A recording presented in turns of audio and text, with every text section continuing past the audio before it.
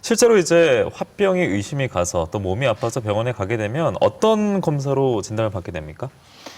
네, 앞서 화면에서 보셨다시피 네. 전체적으로 이제 객관화 시킬 수 있는 이제 정보들을 가지고 진단을 하는데요. 첫 번째가 이제 스트레스 검사라고 해서 자율신경계 검사를 이제 하게 됩니다. 화면에서 보시는 저 붉은색 부분을 자율신경 중에서 교감신경이라고 하고 네. 푸른색 부분을 부교감신경의 영역을 이제 우리가 측정을 하는데요. 지금 상황에서는 이 교감신경이 훨씬 부교감신경보다 항진이 되어 있는 원래는 6대4 또는 5대5 정도의 균형을 이루어야 되는데 예. 교감신경이 항진됐다는 얘기는 우리가 뭐 100m 운동회 때 100m 달리기 선상에 있는 그 긴장된 네네. 아주 그냥 텐션의 상황이지 않습니까?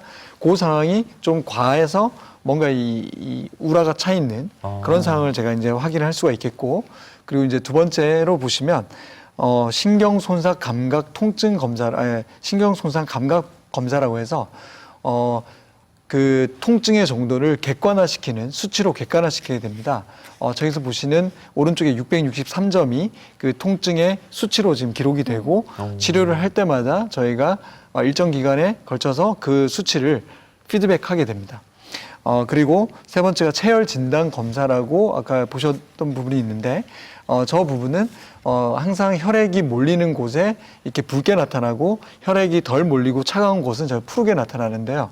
보통 상열하한이라고 해서 이 병이 생기게 되면 상중하가 소통이 안 되고 위쪽으로 열이 달아오르고 아래쪽으로는 시려지는 네네. 그런 증상들이 나타나는데 그 부분을 이제 확인하기 위한 검사라고 생각하시면 됩니다. 그뿐만 아니라 어떤 이 화병 설문지라든지 간이 정신 검사들을 통해서 화병인지 아닌지를 확인하고 있습니다. 네. 이런 검사들을 통해서 화병으로 인한 만성 통증이다 이렇게 진단받게 된다면 한방에서 어떤 치료를 받게 될 수 있을까요? 네, 실질적으로 진단을 하는데 진단된 병을 치료하기보다는 그 진단된 병을 가지고 있는 환자의 몸과 마음을 치료하는 것이 핵심이거든요. 네. 그 병이 든 근본 원인을 하나씩 해소해서 병과 멀어지게 하는 게 이제 목적이 되겠습니다. 그 중에서 만성 통증의 가장 주된 원인은 마음에 있기 때문에 실질적으로 내가 그 통증의 원인이 마음에 있다는 것을 수용하고 받아들이는 자세가 중요합니다.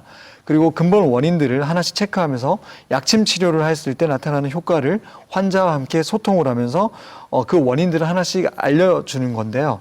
그 부분과 함께 만성염증을 일으킬 수 있는 부분 중에 시기적인 부분이 굉장히 중요한데 그 부분을 만성염증을 해소하기 위해서 디톡스 즉 해독 프로그램을 활용하게 됩니다.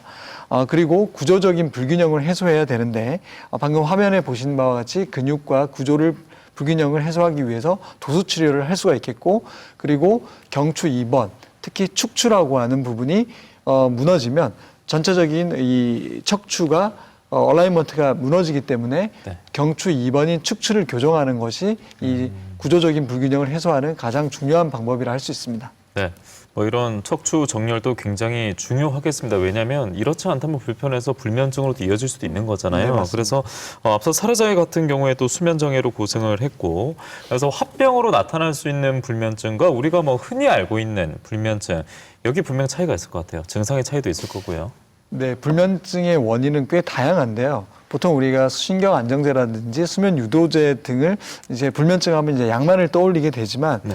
제가 여러 가지 이제 불면증의 원인들을 제가 설명을 좀 드리려고 합니다.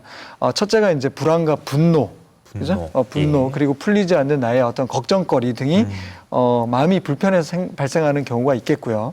두 번째가 아까 말씀드린 소장내 과잉세균 증식증. 소장에는 세균이 유해균이든 유익균이든 적어야 되는데 한 10,000마리 정도가 돼야 되는데 그거보다 훨씬 더 증가돼서 한 10만 마리 정도가 돼서 10만 개 정도가 돼서 어떤 이 세로토닌의 형성들을 문제를 일으킵니다. 그러니까 세로토닌이 송과체에서 멜라토닌으로 전환이 돼서 수면을 이루게 되는데 그런 부분들이 실은 문제가 생기게 되고요.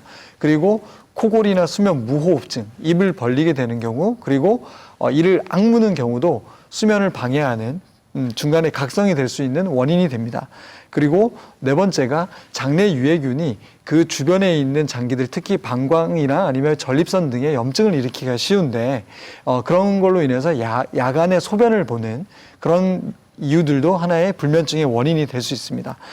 이에 반해서 어떤 화병으로 인한 불면증의 경우에는 가슴이 답답한다거나 열이 달아오른다거나 뭔가 모르게 이 분노의 상황들이 일어나면서 잠을 못 주무실 때 네. 그때는 이제 화병으로 인한 불면증이라 할 수 있겠습니다. 네. 이 화병으로 인한 불면증 알아봤고요. 다음으로 짚어볼 게 공황장애인데요.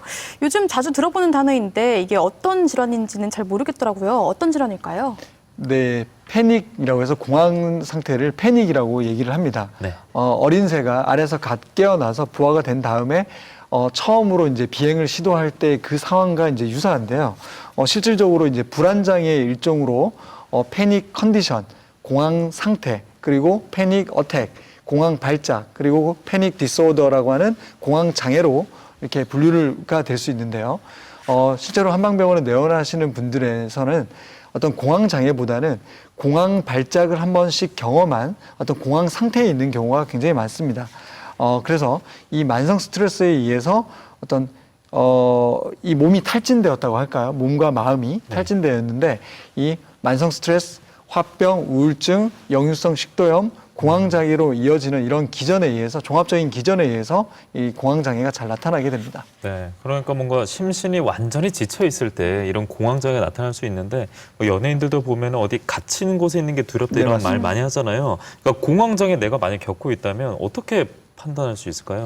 네, 공황장애의 자가 기준이 있는데요. 저 화면을 보면 좀 설명을 드리도록 하겠습니다. 네, 뭐 심박동수가 증가한다, 식은땀, 화병과 거의 이제 유사한데요. 그렇네요. 이제 저거 못지않게 이제 공황장애라고 진단을 내릴 때는 실제로 광장 공포증을 밖에 내가 많은 사람들이 있는 데를 두려워하냐 안 하냐. 그리고 실질적으로 내가 죽음이 걱정될 만큼의 어떤 공포를 가지고 있느냐 없느냐에 예. 따라서 이 공황장애를 진단을 내릴 수가 있습니다. 대부분이 이 폐소공포증 그리고 고소공포증을 가지고 있는 분들에게서 잘 나타납니다. 이렇게 좀 정신적으로도 여러분들께서 확인해 보시면 공황장애인지 아닌지 또 화병과 비슷하기 때문에 병원에 꼭 가봐야겠다 이런 생각은 하게 될 것 같습니다. 이런 경우가 늘 수밖에 없는 것이 코로나19도 이제 길어지고 있고 또 그로 인한 고용 한파 또 경제적으로도 굉장히 어렵습니다. 그래서 스트레스, 무기력감과 함께 폭력 행위가 나타나는 경우도 이어지고 있다고 하는데요. 건강보험심사평가원에 따르면 지난 5년 사이에 화병 치료를 받은 연령대가 20, 30대 크게 증가했다고 합니다. 네, 질환으로 여기지 않았던 화병 세심한 관리가 필요하겠습니다.